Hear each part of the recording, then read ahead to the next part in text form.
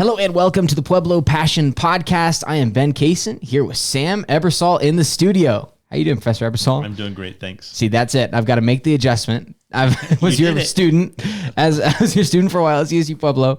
Now you're in the studio. I'm excited to talk to you. So how are you doing today? I'm doing excellent.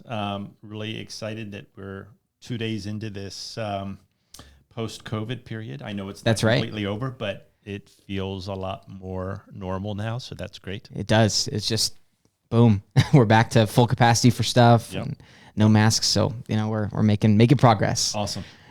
So one of the main things I want to talk to you about today is a documentary you've been working on. So we did our episode last week with Justin Breger. Go listen to that if you have a chance, either after this or cut away and then come back.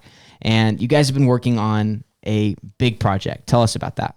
Yeah, so I think everyone in Pueblo knows now that there was a great flood. If they don't know, certainly by the time that June 3rd lands, they're going to see a lot of it. I think every major historical society, museum, the libraries, everyone is doing something about the Great Flood of 1921. Sure. So the Great Pueblo Flood. We just officially renamed it from the Great Flood to the Great Pueblo Flood. But so that event, Justin Breger came to me maybe 6 months ago and said, hey, the anniversary of that is coming up next spring or next summer. Mm-hmm. And I said, wow, no, I hadn't really thought about that. He said, we should propose it to Colorado Experience at Rocky Mountain PBS. And I said, that sounds like a great idea. I wish he had had that great idea about 6 months earlier because we really needed a full year to do it. You had to rush it. Yeah. So we kind of been on a very short timetable from day one. But as soon as we pitched it to RMPBS, they said, yes, we'd love to do it either a half hour or if you think you have enough material, an hour. Turns out we have plenty of material for an hour, but so they came down to the local community and were able to raise the funds because it hadn't been budgeted in their normal season, the 2021 season. Sure. So they plugged it in and got a lot of local support for it, and we were off and running. So I was early on we decided that I would be the script writer. Breger, of course, is the director. If they listen to the podcast, they know that. We're co-producing it. But we also have a couple of other key players who are former CSU-Pueblo, USC, and KTSC connected people. So Scott Jones and Ken Shaka. And then the post-production finish editor is also a former student, Sean Ender, and he's doing that work right now as we sit here. In the next couple of days, he'll be finishing that up, and it'll be ready to go on June 3rd. So June 3rd at 7 p.m., which is 100 years to the day of the flood, right? To the time within a half an hour. Yeah. That's just crazy. Yeah, the first siren blew at 6:30. This show airs at 7. So gotcha. So what made you passionate about this story? So I had known that there was a flood, but really didn't know much at all. So as soon as Breger talked me into looking into it, and I have to tell you that the many local historians who agreed to participate by being interviewed for the documentary have taught me so much in a very short period of time. I'm not an expert now, but I know enough to know that event really shaped Pueblo in a big way. It was a horrific, tragic event, but Puebloans responded in a very impressive way, and it really shaped the town, shaped the character of the town. But then in a negative way, too, it had huge economic implications. And we can get into that in more detail. But the fact that the rail traffic that used to come through Pueblo before going west across the Rocky Mountains, because of things that happened after the flood, ended up going west from Denver instead of coming to Pueblo and going west. And that has huge consequences economically for the city, negative consequences. Sure. Yeah, Justin was talking about how Pueblo is basically the second biggest city at that point, right? Whenever that happened, and they were like right there with Denver. Yeah. And then when that happened, it just seemed to set things back, and you were running through mud for a while. Absolutely, yeah. Yeah, that's just interesting. I don't know if you remember this, but I did a documentary in your class kind of about it, not only very in depth. Not only do I remember, we stole your story. Ben. I was telling Justin about that. we should give you credit in the credits because and who did you work with on that? Alexis Smith. Yes, yeah. Alexis Smith, Pueblo Chieftain writer now. The reporter for the Chieftain.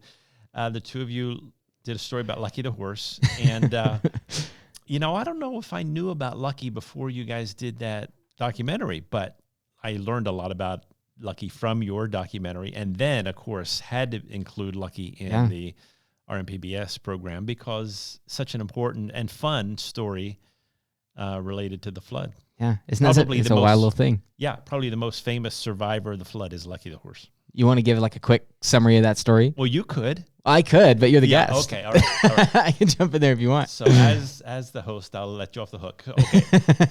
So Lucky the horse was not named Lucky the horse at the time. He was just a mannequin horse, life-size horse, at Fraser Saddle Shop. And if you ever drive down Main Street, right there, the intersection of Main and 2nd, and look to the side, you'll see a large mural on the side of the building. Yeah. That was the building that was Fraser's, which I think before that was Gallup and Fraser, but anyway, Fraser's Saddle Shop. And on that mural, there's a large horse, and there's also a horse in a cottonwood tree. Well, what happened was the mannequin horse on the night of the flood, along with much of the other contents of the store, were swept away by the flood. And sometime later, I don't know if it's days or weeks, someone came to Fraser and said, "Do you know where your horse is?" And he said, "No, I've got no clue. I mean, the flood washed him away." Yeah. And he said, "Well, you should come with me downriver." I think it was in the Avondale, Boone area. Yeah. "You should come check it out." They went down, and there he was, high in a cottonwood tree. No explanation, of course, other than the fact that the river swept him along until he got caught in this tree. They took him down from the tree, took him back to the saddle shop, spruced him up a bit, but he was still in pretty good shape, fixed him up. And then a couple years later, the saddle shop sold its inventory, and it was bought by Max Saddlery on Union Street, or Union Avenue. And there was a fire next door to Max in 1989 that ended up destroying the building. But the firemen, when they arrived, saw Lucky the horse. He wasn't named Lucky yet, the horse, and recognized him and pulled him out before, going on with fighting the fire. So he was rescued first from the flood, then from the fire. So they joke that he survived hell and high water. But then there was a naming contest, and I think it was a young schoolgirl. Yeah, like a kindergartner. Came up with Lucky. It wasn't just Lucky the horse. It was Lucky somebody. It was a full name. Oh, yeah, you're right. Can't remember what it was right now. But anyway, so he has quite the reputation, and now he's been donated or on loan to the Pueblo Heritage Museum. And if you go down there, you can see him and all the saddles and all the things. And Pueblo was apparently a huge saddle-making capital of the world at the time. Yeah. So it was really a big deal back then. And Lucky is the story that we have about the flood and about the saddle industry in Pueblo. Yeah. And there's a lot of interesting little stories like that involved with the flood, which I'm sure you're going to get into a lot of those in the documentary. I mean, that's what makes a documentary, I think, very approachable and appealing to the average person. Not everyone's interested in the economic changes that happen because of the flood. Not everyone's interested in the meteorology, but everyone's interested in hearing, survival stories or hero stories or what have you. And there's plenty of those. Yeah. I love just here in Wake Up for our building.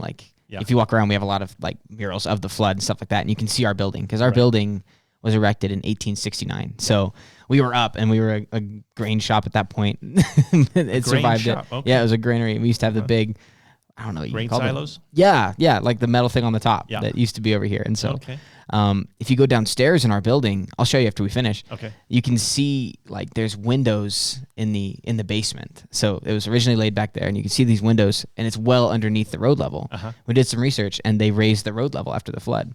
Just little stupid things like that. Yeah. You wouldn't give it a thought, but you get into it, This is technically part of the Grove, right? Where you are? I think it is. Or maybe on the edge of it? Yeah. Okay. Yeah, I think so. Yeah. Yeah, but just like the history of things is just it's really fascinating to me. Yeah. So and there's so much more that we haven't. I mean, there's so many spin-off stories, if you will, from the flood that we haven't begun to tap. That, I mean, because the flood hit several years after Pueblo had entered Prohibition, and that was 5 years before the nation entered Prohibition. So, so the act that Volstead Act, was that it, that the nation implemented, and that the nation went dry. Pueblo had done that 5 years before, and the tunnels underneath the city that were used by bootleggers to move alcohol around.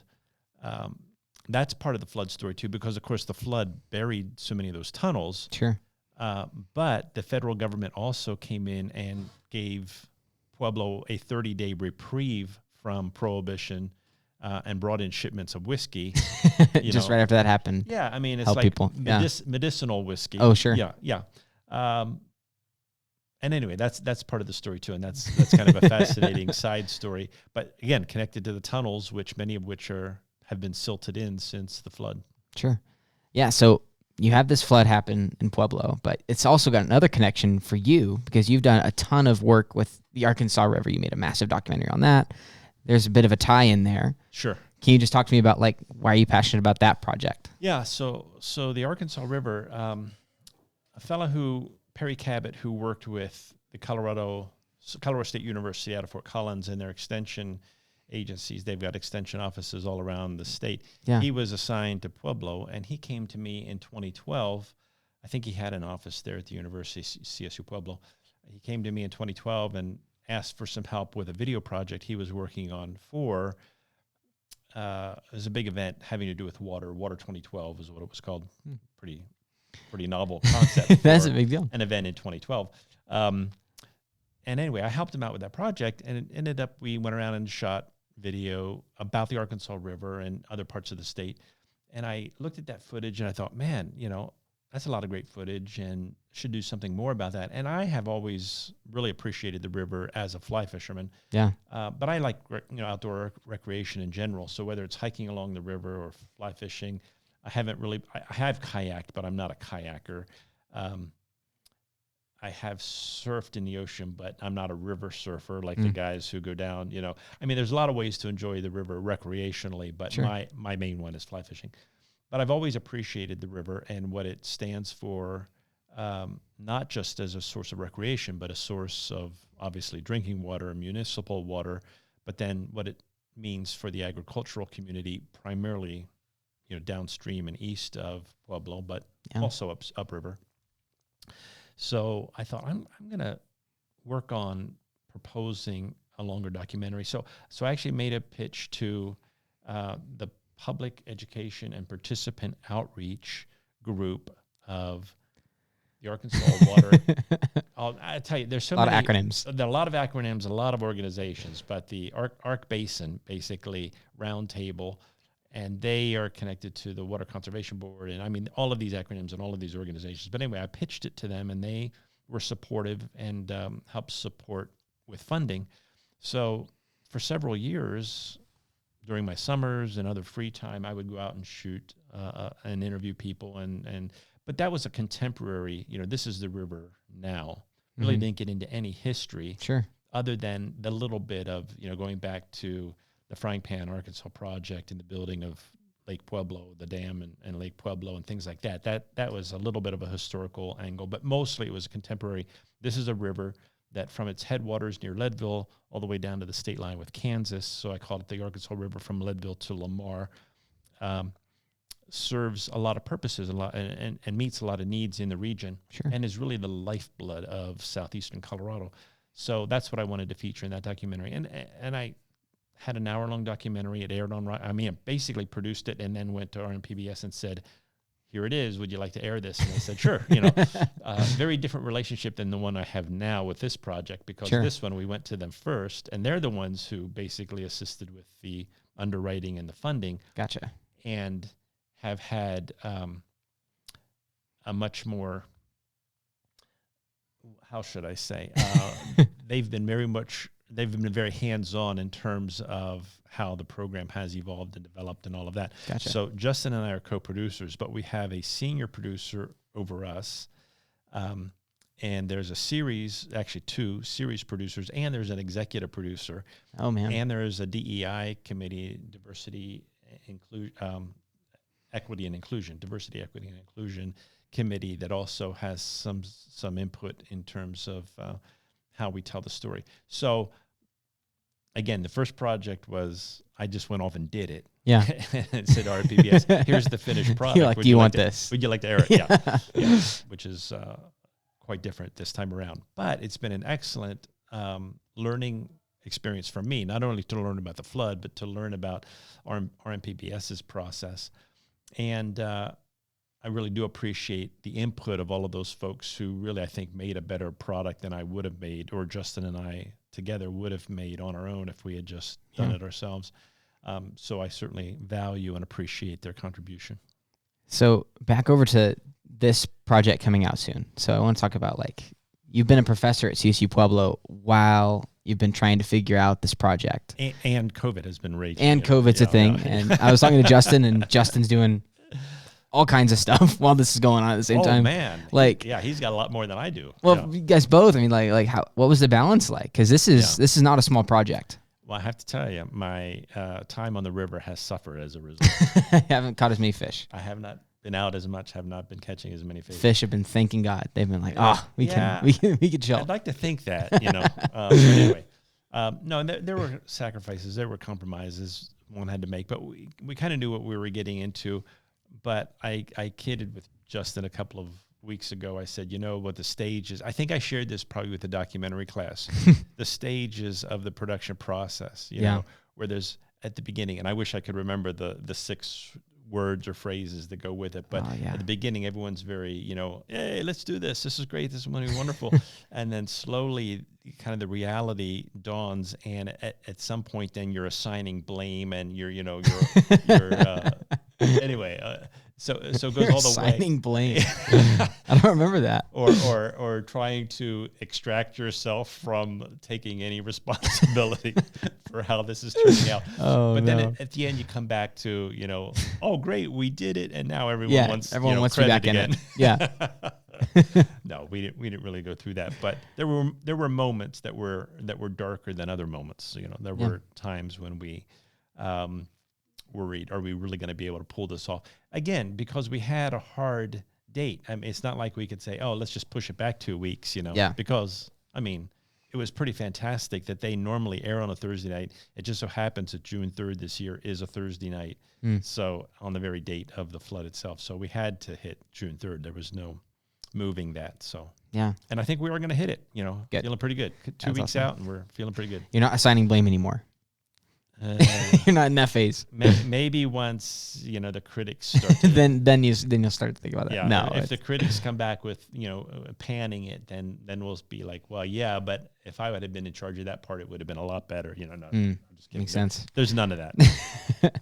So you mentioned earlier that you were able to find a lot of funding in town from a lot of local people, really as well as up. you had a lot of, I assume, a lot of local historians, a lot of people that are here in town. Can you just kind of speak to how has the community embraced this project? What have you seen from the people you've worked with here in town? Right.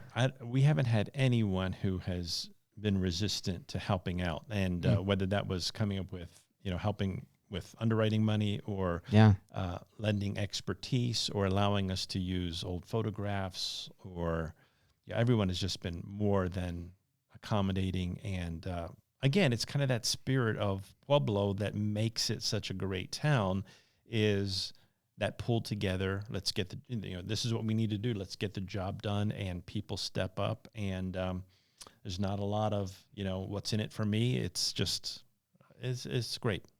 Yeah, awesome. It's all positive. I can't think of one bad story. Of course, I probably wouldn't tell you if I could, but I really can't think of one thing that I look at and say, wish that had gone differently. Yeah. Gotcha. I mean, there are things that I feel like I could have done better, and there are things that I wish we had 6 months earlier to start, Sure.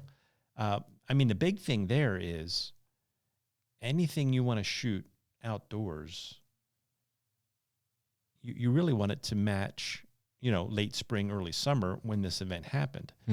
And we couldn't shoot really anything outdoors and that would look like, June, early summer until about middle of May. And of course, and then you're risking, well, the deadline is middle of May for the final, because June 3rd is the air date. It really crunched that schedule. If we had been able to shoot starting last June, June of 20, that would have been ideal. Sure. Yeah, but hey, you got it done. We got it. Well, it's getting done. We're getting it done. Yes. Right. So I always ask people on this show, Pueblo Passion. So we're trying to get at why are people passionate about this town? Sure. What's special about Pueblo? So my wife and I moved here in August of 1990, so 30-some years ago. And we weren't sure what we were getting into. Neither of us had lived in the Mountain West. We both grew up on the East Coast. I was in Pennsylvania. She grew up in Virginia. I had lived some other places. I'd gone to school in Texas and Southern California, but never had lived in the Rocky Mountain region. We didn't know a thing about Colorado, but we moved here to take the job with, at the time, University of Southern Colorado and KTSC-TV. My position was actually shared with those two organizations. And right away, we thought, well, again, because of interest in outdoor activities and hobbies, fly fishing and all that, we thought, man, this is ideal. There's a river that runs through town, and you can drive upriver up into the mountains, and you can go skiing, and you can go fly fishing, and you can do all these great outdoor things, hiking. So we immediately embraced, the Colorado lifestyle. But we didn't know what kind of town Pueblo was, and we hadn't done a lot of research. I mean, we kind of came for the job. It's just this is where the job was. Yeah, this is the job. So, I don't know if we had done a lot of research, if we would have felt very differently, because, again, the mid-'80s were not kind to Pueblo economically. And by 90, they were coming back somewhat. But what we found out is, it's a blue-collar town. It's got strong family values. It's small. It didn't have the kind of trappings that big cities on the coast sometimes have in terms of, kind of always keeping up with the Joneses and getting ahead and all of that stuff that it can be kind of baked into. I mean, we really, early on in our careers, we really decided we're going to have a family, and we don't really want to raise kids in LA or New York or, Atlanta or Chicago or Dallas. Sure. The big cities, we knew create, they have a certain lifestyle that comes along with living there. And, but we weren't necessarily going for rural either, but, Pueblo is, it's a nice in between. It's a nice in between. Small city in a big state. I mean, a state that has a lot of open space. So anyway, we moved here. Again, Pueblo's not perfect, but we really started to appreciate early on just what it did offer and what it afforded us in terms of raising our two boys. We had Ian when we moved here, and BJ was born that next spring. So by the time spring of 91, we had two kids. And we really started to love and appreciate Pueblo. And we still do. I mean, it's 30 years later, and it's like, this was a great place to have a family. Yeah, that's awesome. Yeah. And you've obviously been incredibly plugged in at the education system. I mean, a lot of people, we've talked about this before on this podcast, and Mia did a show for a little bit as well, talking about kind of Pueblo stigma. Yeah. There's a stigma within people in Pueblo of hey, you need to get out of Pueblo for a good education. Right. What would you respond to that with? I think I know what you're going to say, but. Well, we've had plenty of students who would prove that wrong.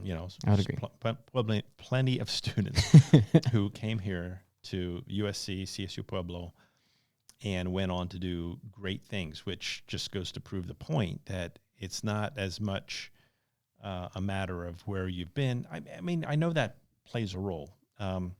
If you have a certain name, a university name after your name on your resume, that carries some weight and will open some doors for you.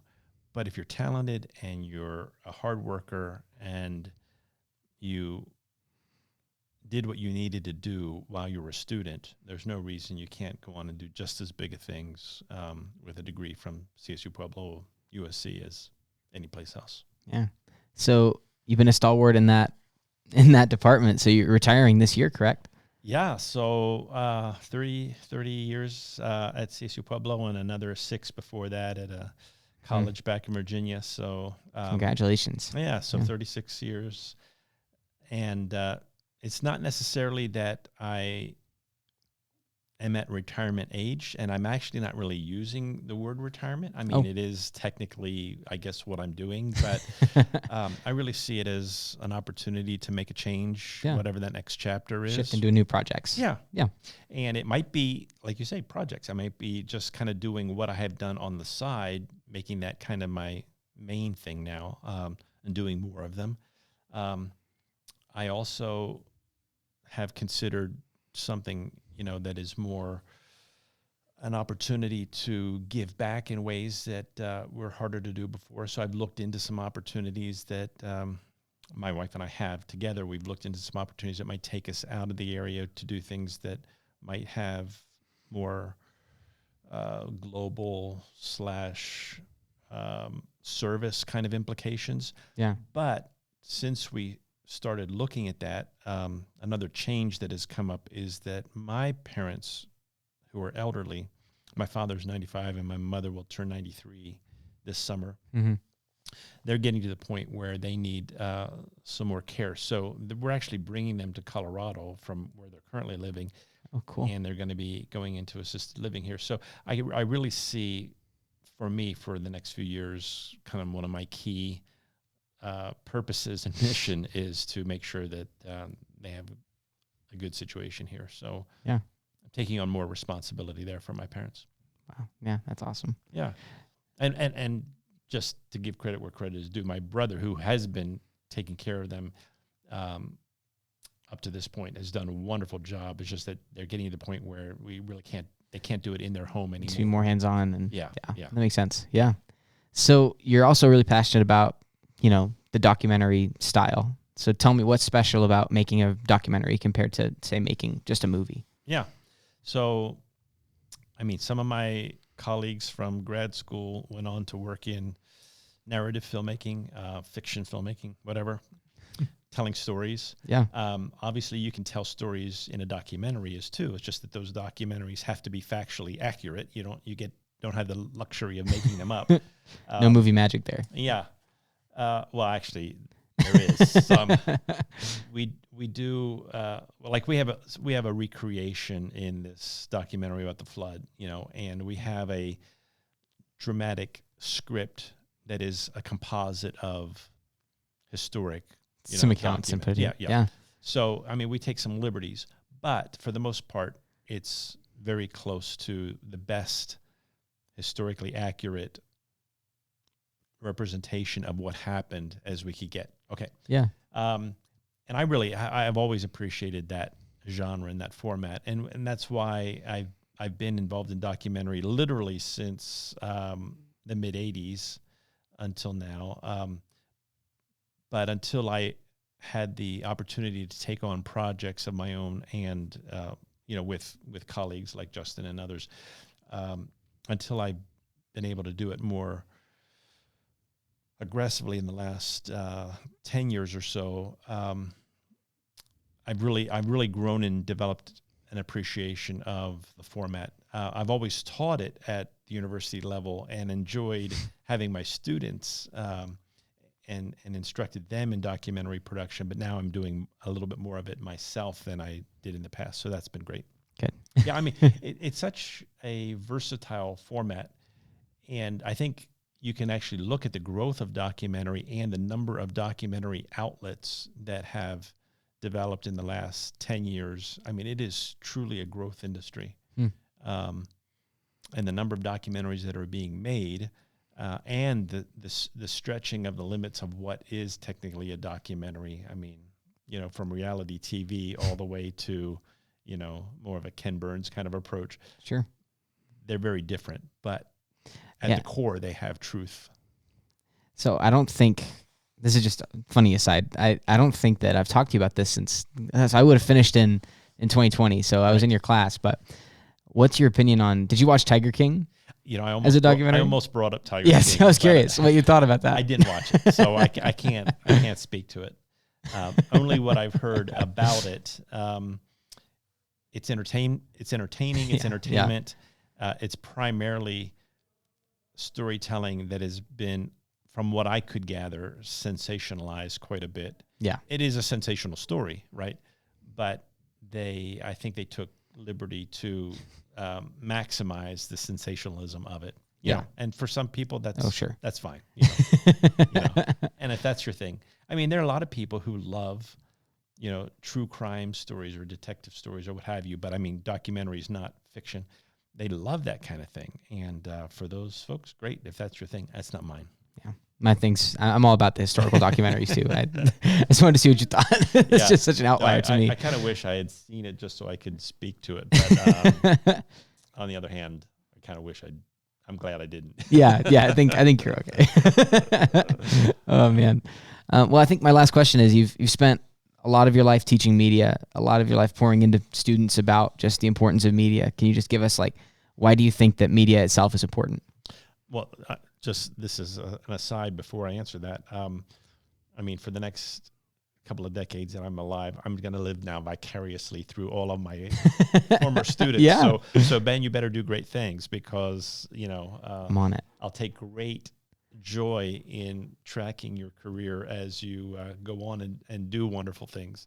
But, and there are literally hundreds of, not that you're 1 in 100. Don't get me wrong.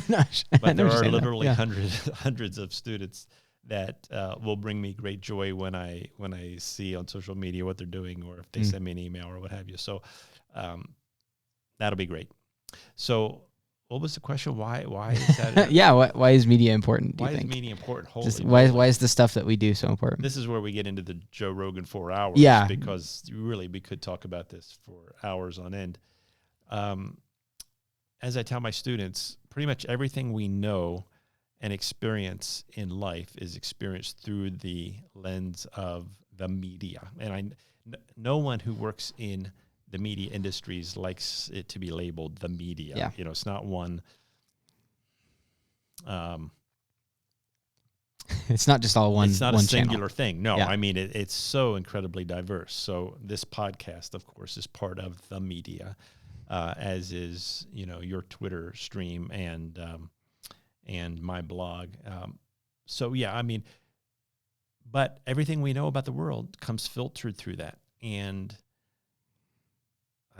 that's an overstatement. Obviously, it's an exaggeration because we do have personal experience and direct human interaction and sensory perception of the world around us. But so much of what we experience and so much of what we believe to be true about the world is through the lens of someone who has perceived it for us and then packaged it and delivered it to us in a way that we have found entertaining, engaging, instructive, so they've created media content, shared it with us, and now we think that we understand what's going on. Yeah. So one, I would say, to everyone out there, try to maximize your first person experiences as much as possible so that you're not 99.9%, driven by mediated content. Okay. Yeah. And I'm going to pick on one of my other former students here, Tyler Schown, I think is a great example of somebody who, for whatever reason, has a strong desire to experience the world. Has he been on your podcast? Oh yeah, three or four times. 3 or 4 times. Yeah. He's so talking about his world travels and things like that. Yeah, that's on. If you want to check that out, check out the Wake Up podcast where we had Tyler on there and talking about everything. But there you go, a little plug for we'll plug Tyler that episode, one. Tyler episodes. But so anyone who's listened to that knows that he loves to travel internationally, right? Yeah, and have those experiences.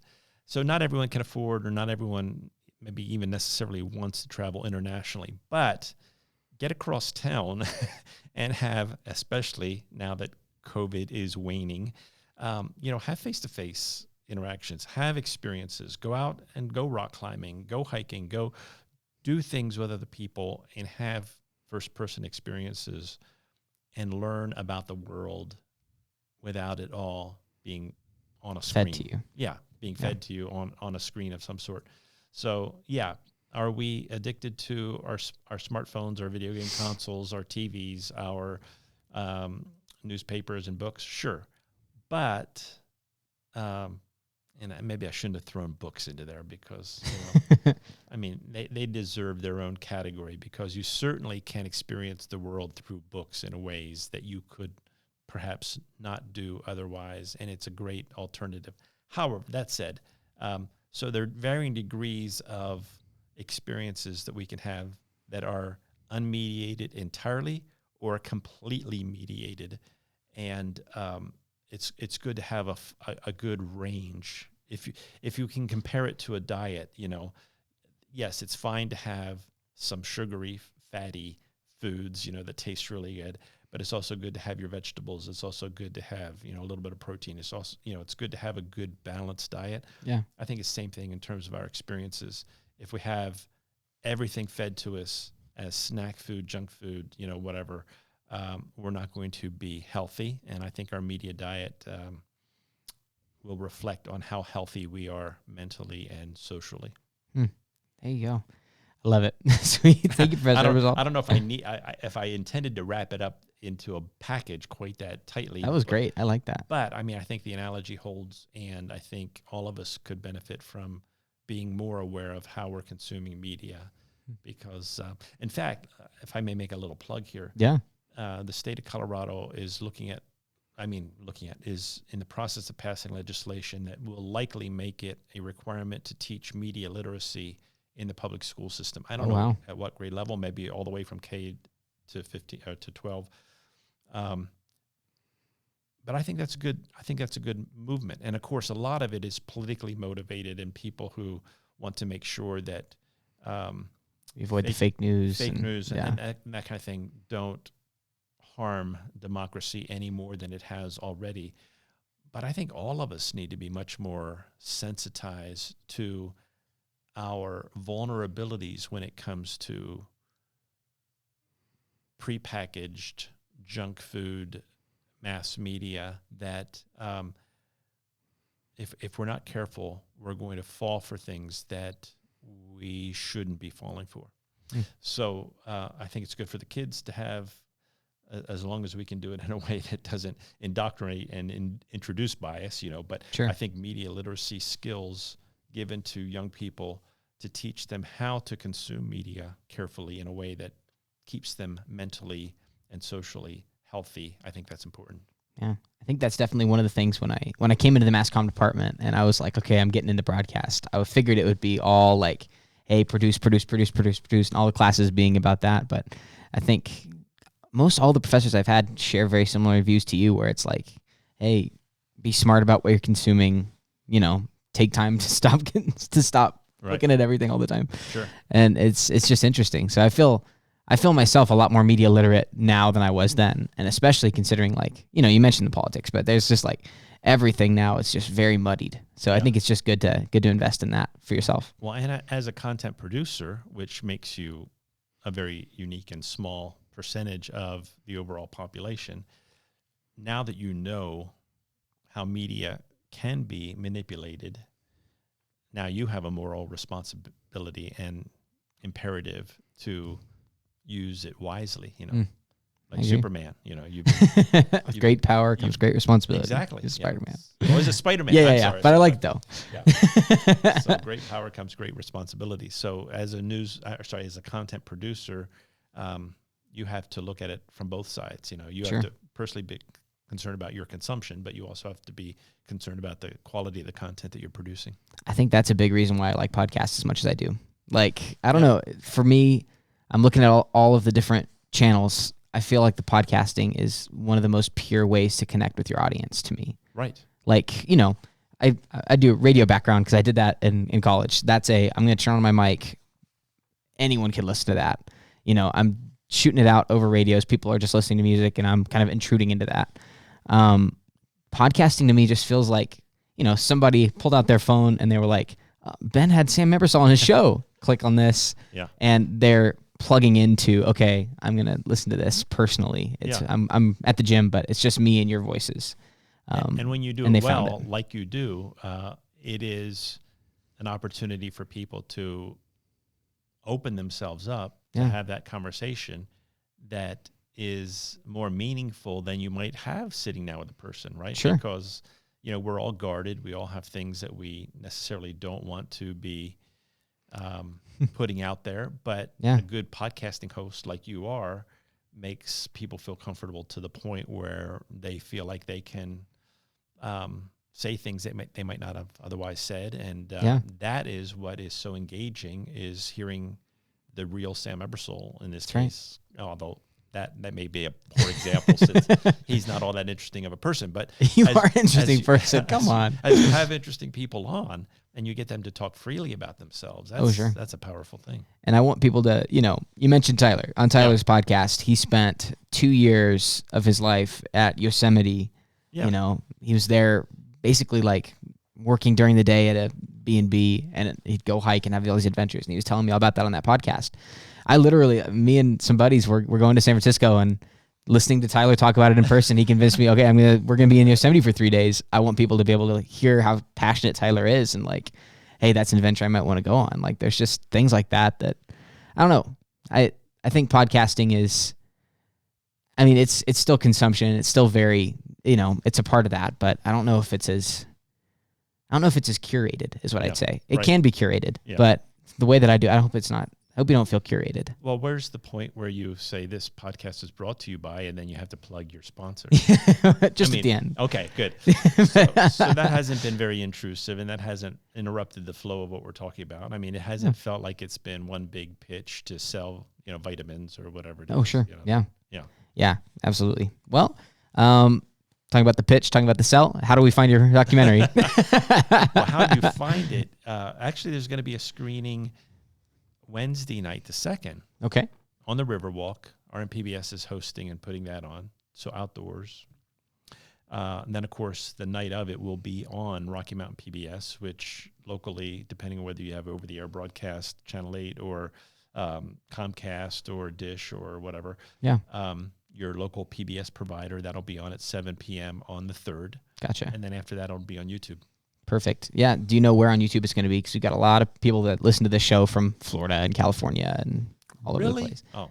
Yeah, like if you're not in RMPBS's sphere, how are we going to find that? Rocky Mountain PBS has a YouTube channel, and then within that there's I don't know, do you call it a sub-channel, whatever they call it, but there is, within RMPBS's YouTube channel, there is a Colorado Experience channel. Gotcha. And that may be shortened to COEX, COEX, Colorado Experience. Yep. Anyway, it'll be the most recent episode in that particular sub-channel. Gotcha. And if somebody wants to watch your documentary on the Arkansas River Project, how do they find that? Boom. Arcbasin.com. Arcbasin.com. That's right. Sweet. So not only is the documentary there, but there's additional content, webisodes. There's an interactive 360 map of many of the locations up and down the Arkansas River, and additional content that didn't make it into the documentary. So that's all at arcbasin.com. Now, I'll plug one more thing. Yeah. It doesn't exist yet, but Breger has reserved. Did he talk about this? I think flood.com or something. I think he mentioned it, but yeah, go ahead. So he has a domain name related to the flood that I believe he's going to get up and running here pretty close to the air date, if not soon thereafter, that will have some auxiliary content as well. So, for instance, there's a story about a woman whose grandfather had a place in the Grove. It was his home and his business, and he didn't trust banks, so all of his money was in gold coins in jars buried in the basement after the flood. Never found. Got flooded through? They went back and dug and never found the jars of gold coins. Story about that. There's a story about E.E. Cummings, a fairly well-known businessman in town who was with his son driving down to look at the flood damage, and they were shooting looters on site. So thought he was up to no good or something and shot him and killed him. That little story isn't in the documentary. Yeah. There's a story about the Schaefer Dam on Beaver Creek, which is upstream near Penrose, between here and Canyon City, that broke on the 5th and led to another surge of water that came down. So the big flood was on the 3rd, and then the 4th was a little bit of a let up, and then this other flood came down. So there's some stories that didn't make it into the hour, but that'll be up on the website as well. Go delve deeper into it. Yeah. There you go. Sweet. Gotcha. And then, just go check out all those things. If they want to connect with you, where can people connect with you? Ebersolemedia.com. Ebersolemedia.com. Yeah. There you go. Check out the blog. Yeah. it's there. My YouTube channel's there. I think there's a link to my Twitter stream and my Facebook page. I think it's all there. Sweet. So, Ebersolemedia.com. There you go. Awesome. Well, thank you so much for joining me, Sam. I appreciate it. Hey, it was fun. I adjusted to Sam. There we go. I did it. You did it. You maintained all the way through the podcast, so I'm impressed. Oh, man. We'll see. All right. Thank you so much for listening to Pueblo Passion. For Ben Cason and Sam Ebersole, have a great rest of your day. If you want to check out more of this series, just go check out some of our previous episodes. You want more on the flood, more on that documentary, check out the Justin Breger podcast, which dropped last week. He's got another really interesting story, how he's working on all these things, but then he's passionate about this at the same time. He's a history guy. If you want to hear more of the effect of the flood on Pueblo talk, that's kind of more of what we talked about with Justin, as well as just check out some of our previous episodes here. I mean, we've just had a lot of the different influencers, the different people here in town that are trying to make it better. Just listen to what makes Pueblo special. And I think everyone pretty much has unanimously said it's the people that make Pueblo better. It's the people like a Sam Ebersole, like a Justin Breger, that come into town or are from here and are helping make this town better. So we appreciate all them. Also, check out Wake Up Pueblo. Check out Wake Up Pueblo's Facebook, Instagram, TikTok. I'm missing a lot. YouTube. Go check out our Spotify, Apple Podcasts, if you want to get connected with us and what we're doing here. And thank you guys so much for listening. For Ben Cason and Sam Ebersole, have a great rest of your day.